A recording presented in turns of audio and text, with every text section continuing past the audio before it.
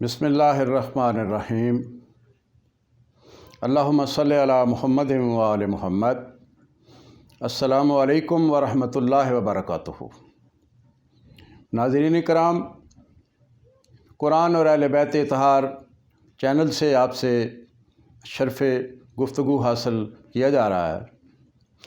ایک سوال ہوا ہے ہم پہ کہ کیا حضرت ابراہیم علیہ السلام کے والد گرامی مشرک تھے، بتوں کو پوجتے تھے؟ ہم اس سوال کا جواب دینے سے پہلے ہم قرآن پاک کی آیت کو یہاں پہ آپ کے سامنے پیش کرتے ہیں۔ بسم اللہ الرحمن الرحیم۔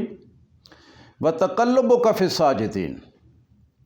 اللہ تعالیٰ ارشاد فرما رہے ہیں نبی پاک صلی اللہ علیہ وآلہ وسلم سے، اور ہم نے تمہیں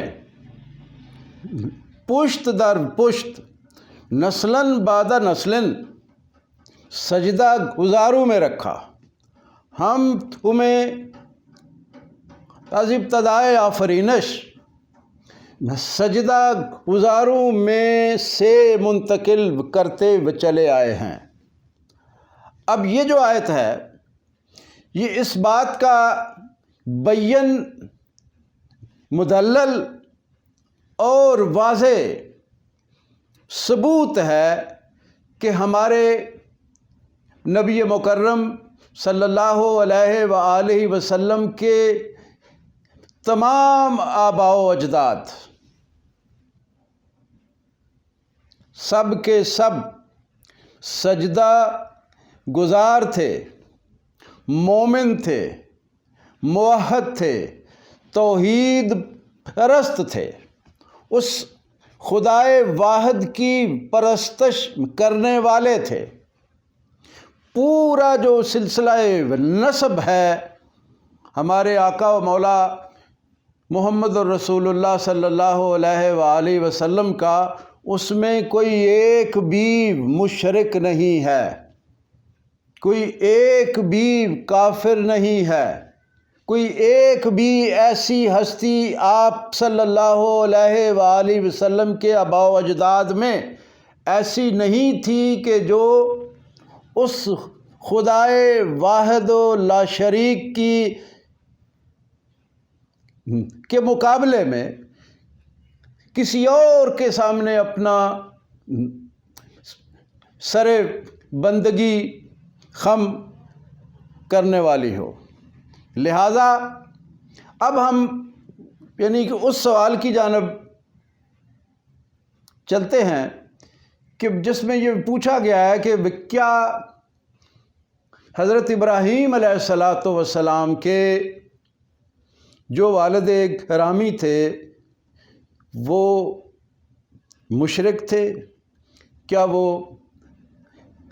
بتوں کی پوجا کرتے تھے؟ کیا وہ بت پرست تھے؟ میرے بھائی، سب سے پہلی بات تو یہ ہے کہ جو ہم نے پہلی آیت کی جس میں نبی معظم صلی اللہ علیہ وآلہ وسلم کے تمام آباء و اجداد کو وہ معبود حقیقی سجدہ گزار قرار دے رہا ہے، اپنے سامنے جھکنے والا ہمیں بتا رہا ہے، تو حضرت سیدنا ابراہیم خلیل اللہ علیہ السلام بھی تو ہمارے نبی مکرم صلی اللہ علیہ وآلہ وسلم کے آباء میں سے ہیں، اور ان کے والد گرامی بھی تو رسول اللہ کے آباء و اجداد میں سے ہیں۔ یہ اسی سلسلہ نسب کی کہ وہ کڑی ہے کہ آپ سیدنا ابراہیم علیہ السلام کے فرزند محترم جو خود بھی نبی اللہ ہیں، سیدنا اسماعیل علیہ السلام، آپ ان کی نسل میں سے واحد نبی ہیں۔ تو جب قرآن یہ کہہ رہا ہے کہ محمد رسول اللہ کو ہم نے نسلاً بعد نسلاً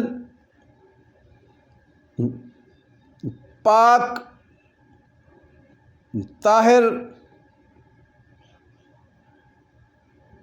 صلبو اور پاکیزہ رحموں میں رکھا، اور طاہر و مطہر صلبوں اور پاکیزہ رحموں سے پاکیزہ صلبوں اور طاہر رحموں میں منتقل کرتے ہوئے چلے آئے ہیں، تو پھر سیدنا ابراہیم خلیل اللہ علیہ السلام کے والد وگرامی کے بارے میں یہ شکوک و شبہات پھیلانا اور یہ ایک غلط راہ پہ گنڈا کرنا کہ یعنی ان کے والد وگرامی جو تھے وہ مسلمان نہیں تھے، وہ توحید پرست نہیں تھے، وہ بتوں کی پوجا کرتے تھے، یہ جہالت کے علاوہ وہ کچھ نہیں۔ میرا ان مفسرین اکرام اور محترم مفتیان اعظام سے یہ سوال ہے کہ اگر سیدنا ابراہیم علیہ السلام کے والد وگرامی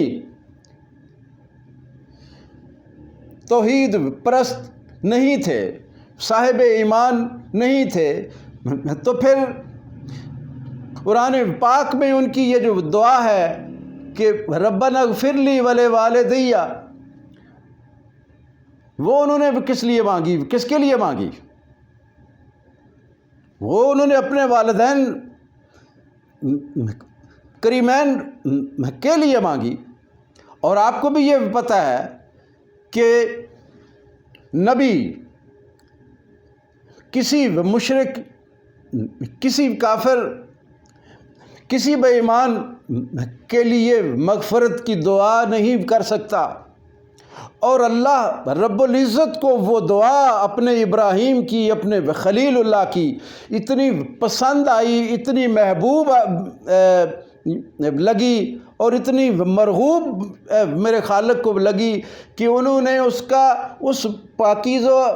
پاک و پاکیزہ دعا کا ذکر اپنے قرآن مجید میں کیا کہ جو قیامت تک آنے والی انسانیت کے لیے مشعل راہ ہے، نمونہ ہدایت ہے، نسخہ کیمیا ہے۔ اور پھر یہی نہیں، ابراہیم خلیل اللہ علیہ السلام کی وہی پاک و پاکیزہ دعا، وہی شاندار دعا اللہ رب العزت نے ہمارے لیے نماز میں بھی رکھ دی کہ ہم اپنی ہر نماز میں یہ دعا مانگتے ہیں، رب اجعلنی مقیم الصلاۃ ومن ذریتی ربنا وتقبل دعا ربنا اغفر لی ولوالدی وللمؤمنین یوم یقوم الحساب۔ تو ہم فتویٰ داغتے ہوئے اور اپنی بے بنیاد رائے کو مشتہر کرتے ہوئے، آگے پھیلاتے ہوئے خوف خدا محسوس جو ہے وہ نہیں کرتے۔ ہم وہ بات کو کرتے ہوئے یہ نہیں سوچتے کہ اس جو بات میں کرنے لگا ہوں اس کے نتائج کتنے سنگین اور بھیانک ہیں۔ قرآن پاک میں واضح طور پہ یہ بتایا گیا ہے کہ کسی آدمی کے جھوٹے ہونے یا فاسق ہونے کے لیے اتنا ہی کافی ہے کہ وہ کسی سے کوئی بات جو ہے وہ سنتا ہے اور بغیر اس کی تصدیق اور تحقیق کے اس کو آگے پھیلانا شروع کر دیتا ہے۔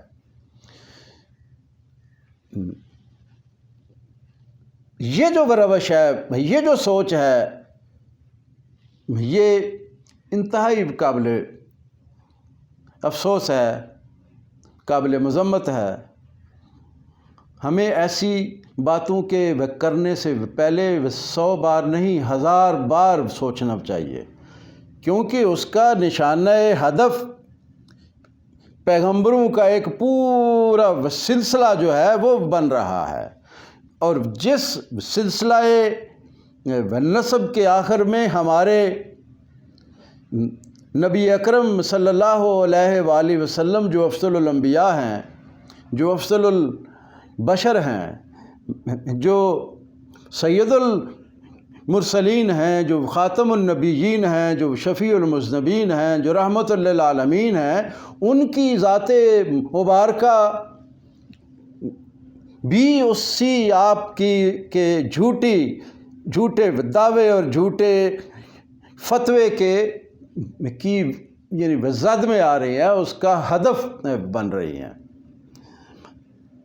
اللہ تعالیٰ ہمیں ایسی بے بنیاد اور بے سروپا اور توہین آمیز باتوں سے محفوظ و مامون رکھے، اور ہمیں ہر حال میں حق بات کہنے کی اور کرنے کی توفیق عطا فرمائے۔ وتواصوا بالحق وتواصوا بالصبر، وآخر دعوانا ان الحمد للہ رب العالمین۔